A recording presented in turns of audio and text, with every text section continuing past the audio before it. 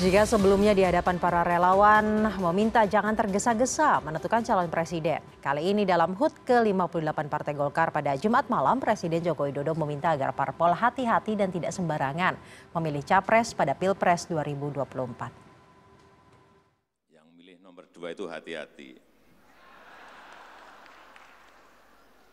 Karena pasti ini karena emosional dan kurang informasi. Jangan sembarangan menentukan calon pilot dan kopilot yang akan dipilih oleh rakyat. Juga jangan sembarangan memilih calon presiden dan wakil presiden. Tapi juga saya titip pesan, jangan terlalu lama-lama.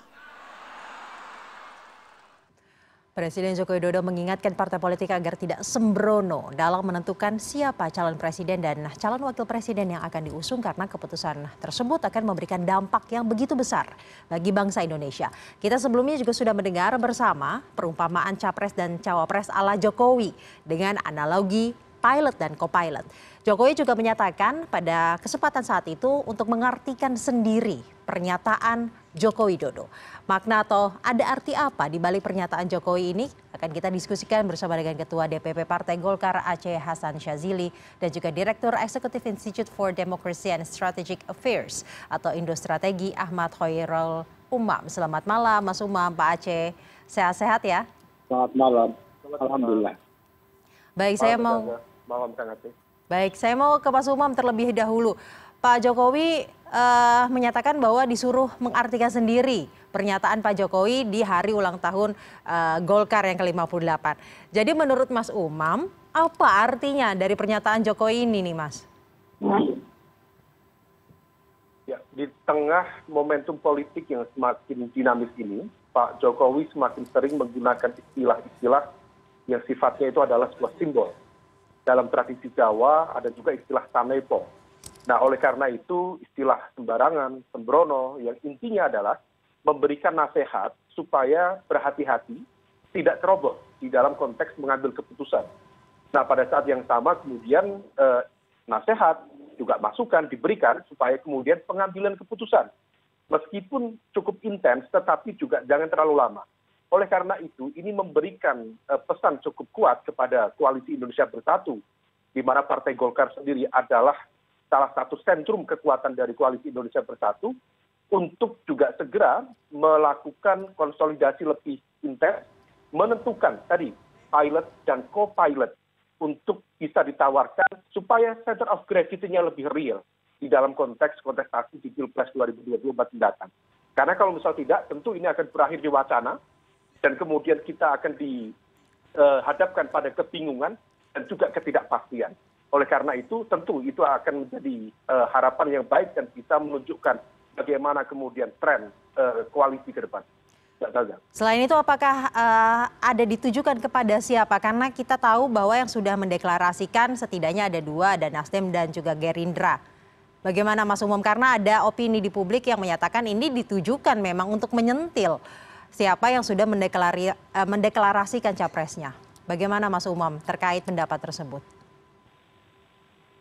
Ya, sebenarnya informasi atau juga tentu dalam konteks ini adalah spekulasi bermunculan. Sejumlah pihak menilai bahwa apa yang disampaikan oleh Pak Jokowi terhadap istilah jangan sembrono, jangan sembarangan, konteksnya untuk menyentil Partai Nasdem yang juga dianggap baru saja mendeklarasikan capresnya yang dinilai dianggap berseberangan dengan pemerintah saat ini.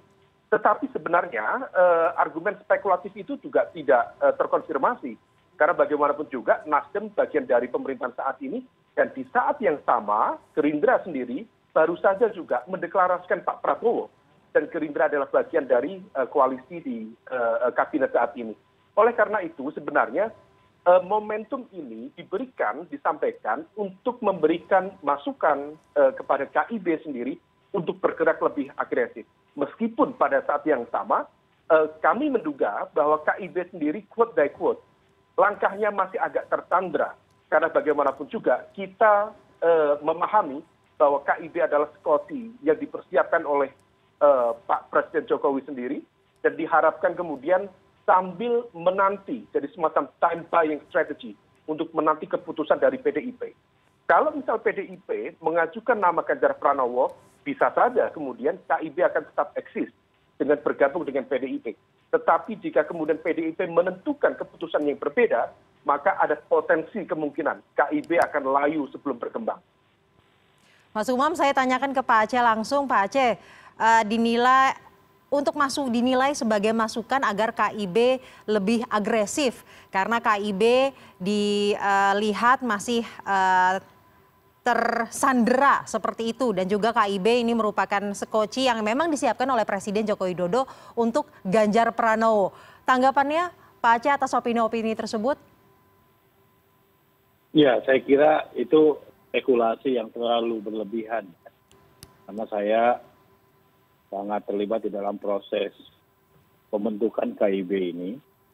Dan memang KIB ini adalah satu terobosan yang kita lakukan bahwa kita menginginkan agar politik ke depan harus mengedepankan gagasan dan ide. Bukan selama ini kan warna politik kita menjelang pilpres itu selalu diwarnai oleh polarisasi politik berdasarkan atas identitas, tetapi bukan pada program apa yang ditawarkan kepada masyarakat. Ya. Nah, di dalam acara HUT Partai Golkar yang ke-58, yang sebelumnya kita pun juga mengumpulkan 3 ketua umum Koalisi Indonesia Bersatu, kita membahas secara intens tentang program yang ditawarkan kepada rakyat, ya, yaitu kita menamakannya PATEN, Program Akselerasi dan Transformasi Ekonomi Nasional. Jadi yang dikedepankan oleh kita adalah gagasan, dan kemudian di gagasan itulah kita ingin melihat siapa figur yang paling kompeten untuk bisa melaksanakan atau menjalankan dari program yang kita tawarkan tersebut. Karena itu KIB hingga saat ini kita masih terus melakukan kerja-kerja politik dengan mengedepankan apa tawaran yang diberikan kepada rakyat jika KIB nanti akan dipercaya untuk memimpin Indonesia di tahun 2024-2029. Nah, karena itu apa yang kami lakukan dengan melakukan politik gagasan ini, tentu nanti pada saatnya kita akan mengumumkan siapa calon presiden dan calon wakil presiden. Tadi diingatkan oleh Presiden Jokowi bahwa memilih calon presiden dan calon wakil presiden ini ya nggak bisa sembarangan, nggak bisa sembrono, harus memiliki anatomi yang mendalam, memiliki kemampuan dan pengalaman serta jam terbang yang cukup gitu. Supaya apa? Supaya kita dapat mengatasi berbagai tantangan yang dihadapi oleh kita saat kita tahun depan saja kita menghadapi ketidakpastian ekonomi global. Beberapa lembaga keuangan internasional mengatakan akan terjadi resesi di beberapa negara. Presiden Jokowi sendiri di dalam pidato di Partai Golkar, beliau menyebutkan ada puluhan negara yang saat ini antri di IMF gitu dalam konteks bagaimana mereka mengatasi berbagai persoalan dari ekonomi tersebut. Jadi karena itu harus dipahami ya dari pernyataan Presiden Jokowi ini adalah bahwa tantangan yang dihadapi oleh bangsa ke depan itu tidak mudah. Karena itu beliau memberikan analogi yang menarik. Ya. Kita ini kan kadang-kadang ya mudah sekali untuk misalnya tadi menawarkan sebagai tawaran-tawaran politik ya, tetapi ya belum tentu realis dan masuk akal dari tawaran-tawaran politiknya tersebut. Nah karena itu sebelum kita mengatakan hal demikian, maka memang harus dicermati secara seksama. Baik, Pak Pendekatan Aceh. kita adalah Baik. lebih mengedepankan program, ya, Baik. gagasan, ide, dibandingkan terlebih dahulu kita bicara soal orang. Baik, Pak Aceh. Pak Aceh, tadi Pak Aceh menyebutkan bahwa saat ini berarti Golkar sedang menilai calon-calon yang sesuai dengan paten.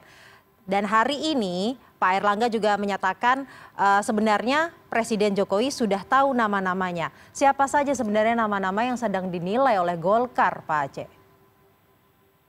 Ya, kalau Golkar sendiri sudah menyepakati, dan ini adalah keputusan tertinggi Partai Golkar. Ini bukan maunya Pak Erlangga loh, ini maunya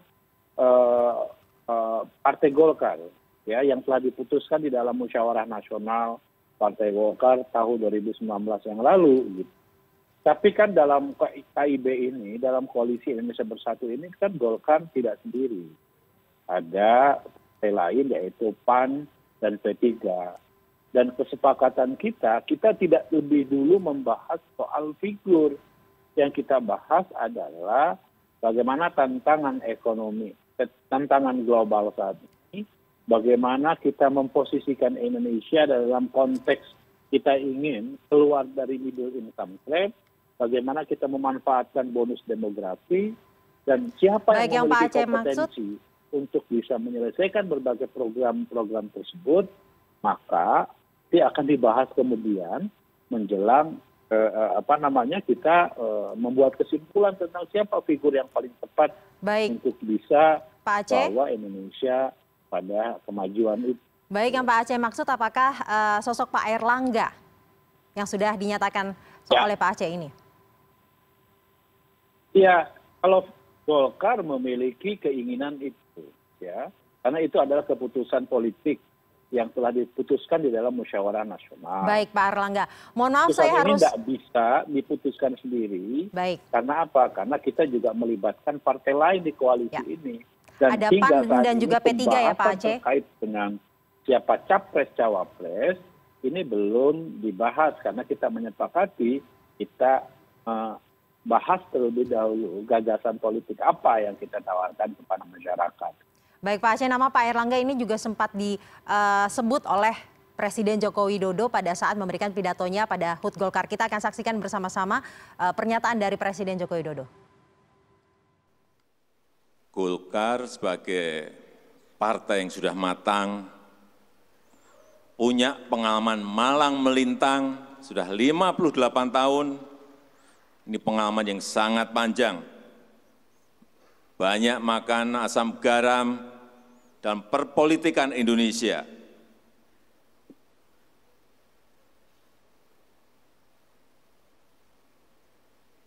Oleh sebab itu, saya yakin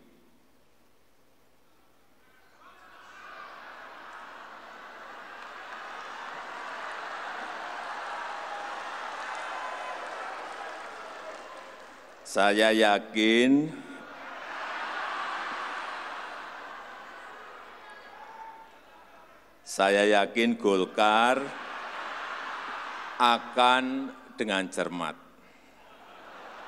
akan dengan teliti, akan dengan hati-hati, tidak sembrono dalam mendeklarasikan calon presiden dan wakil presiden 2024. Meskipun tadi saya lihat sudah teriak semua Pak Erlangga Hartarto. Dan saya juga meyakini bahwa yang akan dipilih oleh Partai Golkar, capres maupun cawapres, ini adalah tokoh-tokoh yang benar.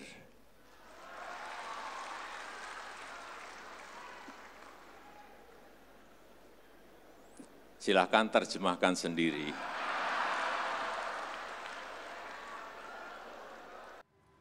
Pak Aceh, seperti yang sudah saya utarakan di awal, kita disuruh menerjemahkan sendiri oleh Presiden Joko Widodo.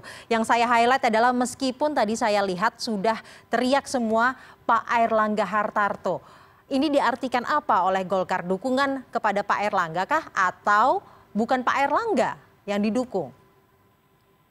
Pak Aceh. Iya, tentu Pak Jokowi tidak bisa dong mengatakan bahwa saya mendukung Pak Erlangga gitu.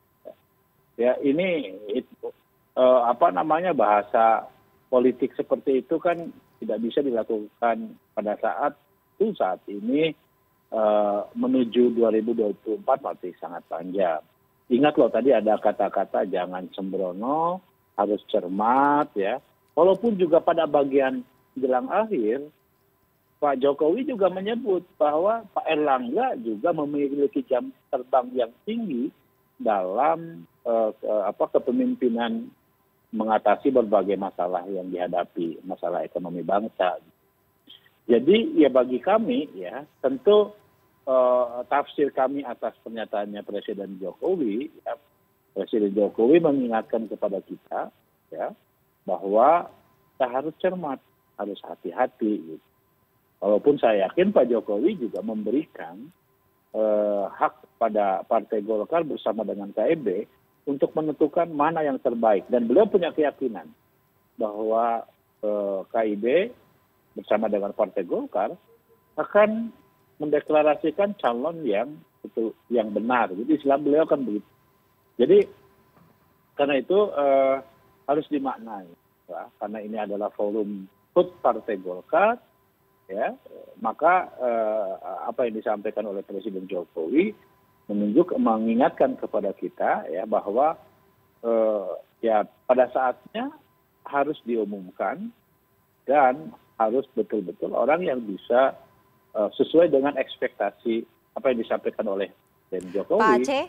Al pilot dan co-pilot yang diilustrasikan oleh beliau itu. Gitu. Pak Aceh, versi benar menurut Golkar siapa nih capresnya Pak? Pak Erlangga atau masih ada nama-nama yang lain Pak? Tentu ya kalau kita kan pengennya kader sendiri dong. Ya kan karena yang tahu tentang kualitas kader tentu kader sendiri. Dan Pak Erlangga sendiri disampaikan oleh Presiden Jokowi, beliau merupakan figur yang berpengalaman dan memiliki kemampuan Pak Aceh, dalam berbagai mohon maaf harus saya potong Pak Aceh. Persoalan ekonomi bangsa gitu. Saya mau ke Mas Umam. Mas Umam, tadi yang saya highlight adalah meskipun tadi saya lihat sudah teriak semua Pak Erlangga Hartarto. Ada kata meskipun. Apa arti meskipun? Apakah itu artinya bukan Pak Erlangga? Mas Umam, tapi nanti dijawab setelah jeda yang berikut ini karena CNN Indonesia Newscast akan jeda terlebih dahulu dan akan kembali usai jeda.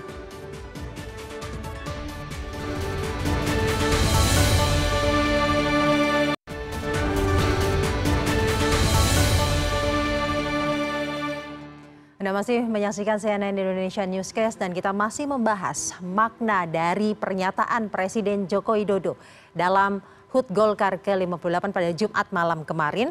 Masih bersama dengan Ketua DPP Partai Golkar Aceh Hasan Syazili dan juga Direktur Eksekutif Institute for Democracy and Strategic Affairs atau Indo Strategi Ahmad Khairul Umam. Tadi sebelum jeda Mas Umam kita sudah sempat mendengarkan kembali pernyataan dari Presiden Joko Widodo. Saya akan kembali ulang pernyataan yang saya highlight adalah meskipun tadi saya lihat udah teriak semua Pak Erlangga Hartarto. Tapi ada meskipunnya. Ini maksudnya apa? Apakah artinya bukan Pak Erlangga gitu, Mas Umam? Ya, pernyataan meskipun, maka artinya di situ adalah conditional sentence. Artinya itu adalah sebuah perumpamaan yang jika kemudian tadi disampaikan oleh Kang Aceh, jika kemudian memungkinkan untuk dihadirkan dari kader internal tentu cukup ideal. Tetapi kalau misal kemudian tidak karena dari kalkulasi elektabilitas, potensi kemenangan, maka kemudian akan dicari titik dengan penawaran tertinggi, penawaran yang paling memungkinkan untuk mendapatkan kemenangan itu. Nah, problemnya sekarang kemudian kalau tadi yang disampaikan oleh Kang Aceh, apakah betul format KIB sendiri ini kemudian diarahkan untuk memperkuat visi, misi, platform tadi disampaikan dengan konteks transformasi kebangsaan, tentu kita juga menunggu apa titik beda antara visi, misi, platform yang disampaikan oleh KIB dengan koalisi-koalisi yang lain. Hampir tidak ada titik beda. Kalau misal bicara transformasi, maka kemudian sebenarnya aspek-aspek yang paling fundamental terkait dengan aspek ekonomi, kemudian penegakan hukum, supremasi hukum, termasuk dalam konteks tata kelola pemerintahan, relatif tidak ada yang cukup fundamental perbedaannya. Nah, oleh karena itu, sebenarnya jawaban dari Kang Aceh tadi mencoba untuk membuka ruang refleksi sekaligus negosiasi sembari menanti momentum yang tepat untuk menentukan nama yang akan diharapkan. Tentu untuk level Golkar paham betul bahwa penentu kemenangan di Pilpres bukanlah dari aspek visi, misi, dan platform yang dikomunikasikan pada akar rumput, tetapi lebih terrepresentasikan pada figur, tokoh yang relatif politically marketable, yang kemudian bisa merepresentasikan aspirasi dan juga suara rakyat. Nah, oleh karena itu, penentuan ini sebenarnya yang paling penting di dalam konteks koalisi. Sehingga clear, ada center of gravity. Problemnya Mbak Saza, sebenarnya di fase awal pendeklarasian KIB, nama yang akan diusung cukup clear. Salah satunya adalah Pak Ganjar Pranowo sebagai capres. Tetapi ketika kemudian ada statement keras dari Ketua Umum PDIP, Bu Megawati, pada momentum Rakernas PDIP pada bulan Juni lalu, yang mengatakan tidak boleh ada kader yang bermanuver. Kalau bermanuver keluar dari barisan. Nah, kemudian terjadi transformasi. Ada perubahan strategi dalam konteks komunikasi dari internal KIB. Sehingga tidak pernah lagi menggunakan atau mengutamakan nama Pak Ganjar waktu itu, tetapi lebih pada upaya untuk menyorong nama-nama internal dari partai-partai di dalam KIB. Pak Erlangga, kemudian waktu itu Pak Suharto Mono Arfa sebelum diganti, kemudian juga Pak Zulkifli Hasan. Jadi sebenarnya ini adalah sebuah game, sebuah strategi komunikasi yang sebenarnya intinya adalah ini time buying strategy untuk menanti keputusan tertinggi dari internal PDIP. Jika kemudian diputuskan adalah nama yang tadi saya sebutkan, most likely KIB akan bergabung di sana. Tetapi kalau misal tidak, maka KIB berpotensi terfragmentasi sebelum penentuan di dalam konteks capres-cawapres di Pilpres 2024 mendatang. Berarti itu artinya skenario skoci atau kendaraan untuk Ganjar ini masih dihitung-hitung gitu ya Mas Umam? Harus sampaikan itu. Gimana Pak Aceh? Itu nggak tepat itu anak saya kan terlibat dalam proses. Bahkan pada awalnya ini adalah inisiatif dari 3 ketua umum partai. Setelah Presiden kembali dari Amerika, lalu ya kami laporkan terkait dengan KIB ini dan beliau mendukung.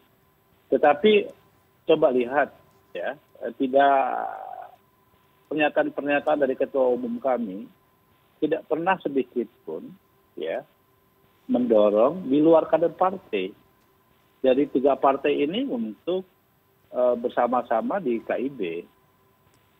Ya, jadi ini yang perlu kami luruskan. Dalam proses pembentukan KIB ini, ya, justru semangat yang dibangun adalah bahwa kami ingin proses kaderisasi itu lahir dari partai politik. Kita ingin bahwa politik kita ini, partai politik sebagai pilar demokrasi, itu mendorong bagi proses internal partainya sendiri untuk bagaimana mereka menjadi kekuatan yang menampilkan kemampuan kaderisasinya. Jadi kami tentu sangat terlalu jauh ya.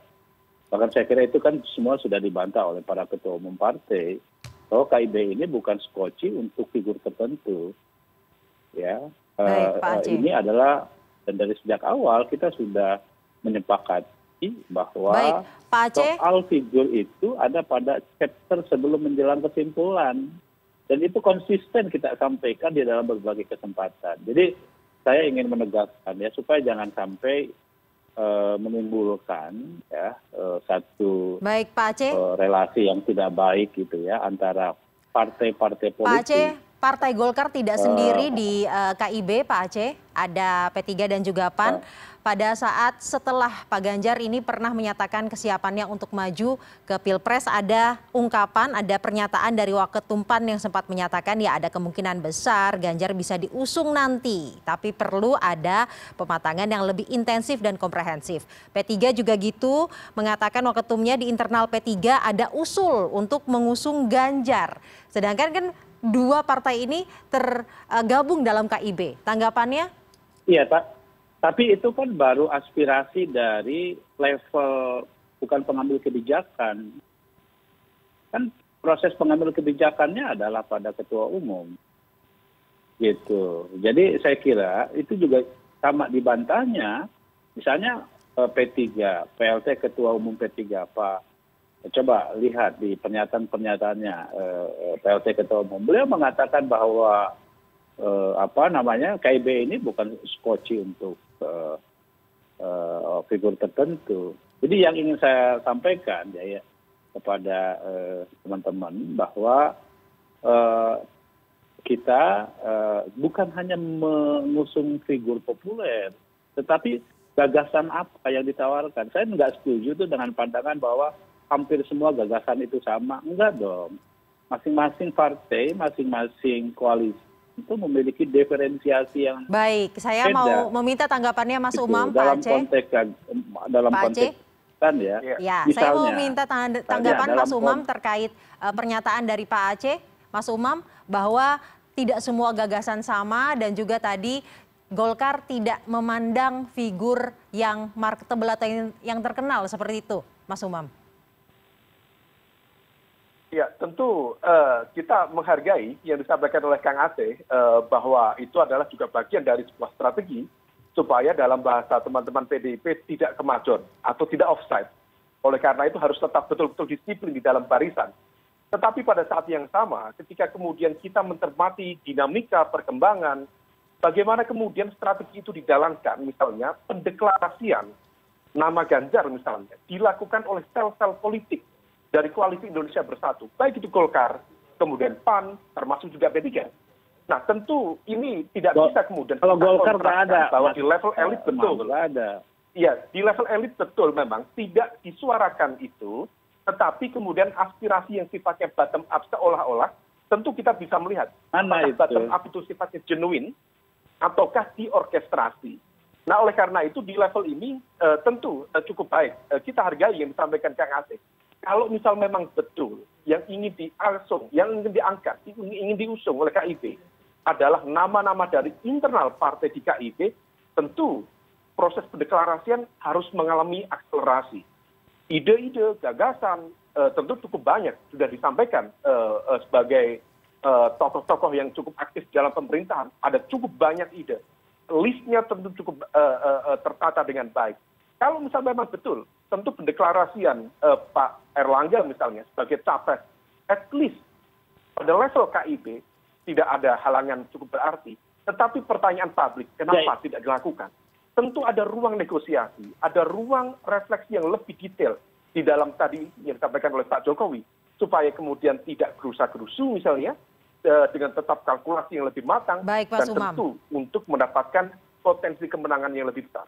Baik, Mas Umam, tanggapannya Pak Aceh, kenapa tidak dilakukan saja deklarasi Pak Erlangga? Loh, kita kan sudah menyepakati, gini, pertama harus kita lihat bahwa Presiden Jokowi ini selesainya tahun 2024. Ya, Pak Erlangga juga adalah bagian dari pemerintahan Presiden Jokowi yang Menko Perekonomian. Nah, kita harus hargai bahwa saat ini masih ada orang yang memimpin. Ya, dalam konteks bagaimana, itulah yang disebut oleh Pak Jokowi tadi, jangan sembrono. Beliau dulu mengatakan jangan gerasa-gerusu, ojo ke susu. Jadi kita juga harus menghargai bahwa kalau potensi bagi terjadinya, itu yang disebut oleh Pak Erlangga di dalam kemarin waktu konsolidasi nasional bersama dengan Ketua Umum PAN Pak Zulkifli Hasan, beliau mengatakan bahwa jangan sampai ini ada duri di dalam sepatu, ada ada kerikil di dalam sepatu. Kenapa? Karena kita kepemimpinan Presiden Jokowi ini masih 2 tahun. Kalau masih 2 tahun kita sudah mendeklarasikan calon presiden, itu kan konsekuensinya akan banyak hal. Misalnya harus kerja-kerja politik mensosialisasikan calon dan lain-lain. Waktu yang tepat, Padahal Pak Erlangga sekarang ini masih menjadi Menko Perekonomian. Pak Aceh, waktu yang tepat versi tahun Golkar depan kapan Pak dipastikan Aceh? bahwa kita menghadapi berbagai ketidakpastian Baik. ekonomi global. Pak Aceh, waktu Nah, yang tepat hal-hal versi semacam Golkar ini tentu kapan Pak kita Aceh? harus pikirkan gitu loh. Pak Aceh, waktu yang tepat versi Golkar kapan? Karena Presiden Jokowi juga titip pesan, jangan terlalu lama-lama. Kapan waktu yang tepat versi Golkar? Ya, tentu kita harus tahu bahwa kita menyebutnya begini ya, di tengah situasi seperti sekarang ini, ya, kita harus mencari waktu yang tepat. Yang harus kita utamakan adalah agenda penyelesaian pemulihan ekonomi nasional. Jangan sampai situasi ekonomi yang sekarang ini sedang mulai pada tahap pemulihan, kita sekarang sedang menghadapi atau menjadi tuan rumah G20. Tahun depan kita juga akan menjadi presidensi ASEAN. Itu jangan sampai ya agenda-agenda penting kenegaraan kita itu kemudian ya diwarnai juga oleh agenda-agenda politik yang justru bisa menimbulkan politik sesaat, pertentangan dan politik sesaat. Jadi karena itu kami berpikir bahwa yang harus kita kedepankan sekarang ini adalah agenda kebangsaan kita, gitu. Dan saya kira semua juga belum ada yang mendeklarasikan secara resmi sebagai koalisi ya, sebagai koalisi. Nggak ada, belum ada. Baik, berarti ruang negosiasi Misalnya, untuk berkoalisi ini masih misalnya, cukup kan cair ya Pak Aceh? Aja. Belum ada dua partai lainnya yang menyatakan memberikan dukungan. Pak Prabowo baru Gerindra, ya kan? Sebagai sebuah koalisi belum. Apalagi PDIP kan menyerahkan sepenuhnya kepada Ibu Mega. Jadi menurut saya ya semua partai politik menyadari bahwa ada skala prioritas bagi kita untuk menentukan timing yang tepat dalam konteks bagaimana kita menentukan momentum-momentum politik gitu loh. Itu artinya negosiasi koalisi masih terus berjalan. Apakah ada peluang bergabung PDIP di dalam KIB? Pak Aceh tadi disebutkan mengenai PDIP. Seperti disampaikan oleh Pak Erlangga sendiri ya di dalam pidato kemarin. Kita sudah memiliki visi yang jelas. Kita menginginkan ada transformasi. Program kita lebih menitik beratkan kepada transformasi ekonomi nasional, ya kan? Nah, siapa yang setuju dan memiliki gagasan yang sama dengan kami untuk mendorong ke arah transformasi ekonomi nasional dengan perubahan struktural dari ekonomi kita gitu ya, ditambah lagi dengan kita memiliki pendekatan bagi pengembangan sumber daya manusia, maka ya silakan kita bergabung. Yang menyatukan kita saat ini harus mulai ya kita melakukan satu pendekatan, menyamakan gagasan dulu gitu loh. Kita mau apa untuk 5 tahun ke depan, untuk 10 tahun yang ke depan gitu. Kalau nanti kita gerasa gerusu untuk penentukan figur, lalu kita tidak tahu tadi yang disebutkan oleh Presiden Jokowi dengan istilah autopilot, dengan pilot gitu ya, dan kopilot, nah, nanti kita akan nasib bangsa kita ya akan tidak memiliki arah yang cukup jelas. Baik Pak Aceh. Tujuan yang kita inginkan gitu loh. Baik Pak Aceh, saya mau ke Mas Umam. Mas Umam, hitungan politiknya bagaimana jika PDIP ataupun KIB nanti kawin seperti itu Mas Umam? Ya, saya ingin merespon lebih dulu Mbak Saja. Sebenarnya kalau misal bicara tentang momentum waktu, sebenarnya ini sebuah narasi yang cukup debatable. Karena dinamika koalisi ini sendiri yang memulai pertama adalah KIB sendiri. Dan informasi spekulatif tentu bisa diverifikasi kebenarannya. Konon proses pendirian KIB sendiri juga dikomunikasikan dengan baik sejak awal antara teman-teman dari KIB dengan Pak Presiden Jokowi sendiri. Jadi sebenarnya dari aspek momentum tidak ada yang kemudian terlalu cepat. Dan di saat yang sama kemarin baru saja Pak Presiden mengatakan supaya tidak lama-lama untuk menentukan capres-cawapres. Artinya ini sebenarnya bukan sebuah momentum yang masih terlalu lama. Ini bukan 2 tahun. Praktis menuju Februari 2024 itu masih ada sekitar 430-an hari. Atau kalau misal kita hitung, hanya sekitar 1 tahun lebih, 1,5 tahun masih kurang. Nah, di dalam konteks ini, mengingat kemudian kita tarik proses kampanye, kemudian dinamika pembentukan koalisi, momentum yang memang tepat saat ini adalah menyamakan visi misi dalam konteks penentuan koalisi ke depan. Jadi dari segi momentum, ini adalah momentum yang sudah cukup memadai untuk pendirian koalisi.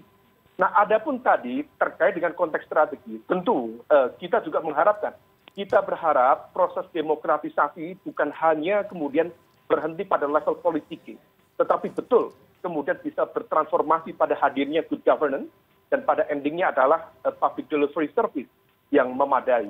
Tetapi kalau misal bicara transformasi ekonomi di level mana, tentu itu harus disampaikan.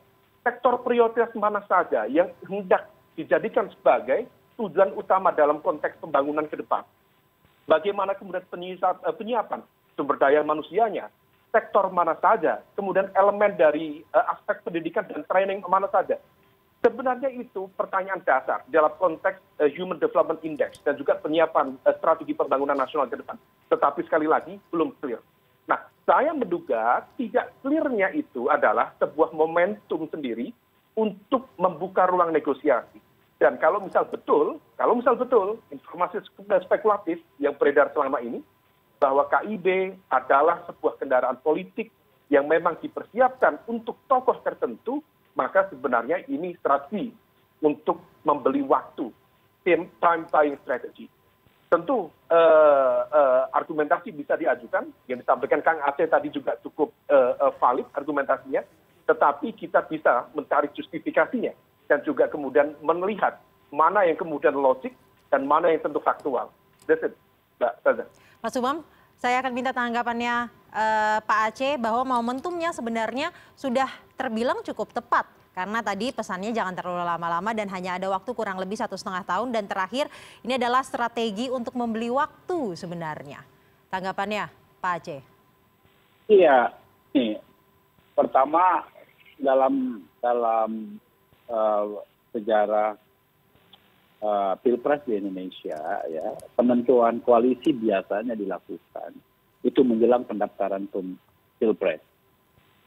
Ya. Nah, KIB mulainya ya agak lebih jauh. Tetapi bukan pada figur, tetapi pada gagasan. Nanti saya akan kasih sama Mas Umam platform politik kita. Silakan baca dan bandingkan dengan mungkin koalisi lain atau saya nggak tahu. Karena koalisi lain juga belum menawarkan gagasan tentang apa yang mau ditawarkan kepada rakyat. Tapi KIB kita telah launching di Surabaya ya pada tanggal 14 Agustus 2022 yang lalu, dan itu yang kita tawarkan kepada rakyat. Dan kemarin di konsolidasi nasional kembali diungkapkan oleh 3 ketua umum koalisi Indonesia Bersatu. Nah, kita tahu ini kan soal gagasan. Gagasan tentu yang dikedepankan adalah kondisi existing hari ini, kondisi objektif yang dihadapi oleh kita. Dari gagasan itulah yang kemudian kita melihat figur mana yang paling tepat. Baik. Walaupun dalam referensi kami, ya figur yang memiliki kemampuan untuk bisa menerjemahkan dan melaksanakan dari gagasan-gagasan besar itu tentu ketua umum kami. Baik, Pak Aceh. Pak Erlangga Hartarto. Nah, soal momentum sekali lagi saya sampaikan, Pak Erlangga Hartarto ini adalah menterinya Presiden Jokowi. Baik, Pak Aceh. Tentu etika politiknya setiap menterinya Presiden Jokowi tentu harus membuat sebuah kebijakan. Tentu kita harus bicara kepada Baik, Presiden. Pak Aceh, kita akan tunggu bagaimana keputusan KIB ya Pak Aceh. Keputusan Golkar, gitu P3 dan PAN Jadi gitu, akan... Pak Mbak Saza. Baik, kita akan tunggu bagaimana keputusan KIB, Golkar, PAN dan juga P3 terkait dengan pemilu dan juga Pilpres 2024. Pesannya Pak Jokowi yang penting adalah menjaga stabilitas politik dan juga stabilitas keamanan. Seperti itu ya Pak Aceh dan juga Mas Umam. Terima kasih sudah bergabung malam hari ini di CNN Indonesia Newscast, Ketua DPP Partai Golkar Aceh Hasan Syazili dan juga Direktur Eksekutif Institute for Democracy and Strategic Affairs Ahmad Khairul Umam. Oke, makasih. CNN Indonesia Newscast masih akan kembali usai jeda. Tetap bersama kami.